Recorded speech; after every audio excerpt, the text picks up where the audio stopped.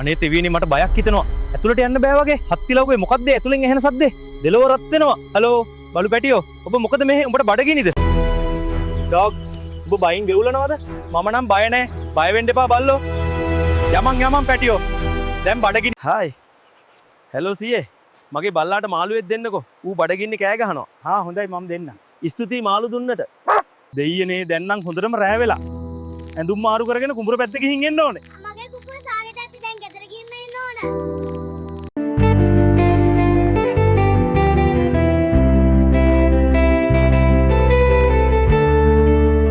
අපි සතුන්ට කරදරෙන් බේරා ගන්න ඕනේ. උන්ට ආදරය කරන්න එක අපේ වගකීමක්. අම්මෝ අප්පා හරි අමාරුයි කොහොම හරි අදින්න ඕන මූ හරි බරයි. පව් සතාට වේදනාව ඇති. ගිහින් කන්න මොනවා හරි දෙන්න ඕන.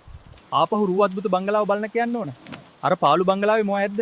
අම්මෝ මේ භයංකාර බංගලාවේ මොනව ඇද්ද? අම්මලා දෙන්නම් බයයි.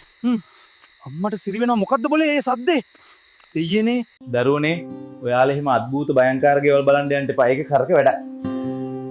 අපි අපේ ආරක්ෂාව සලසා ගන්න ඕන.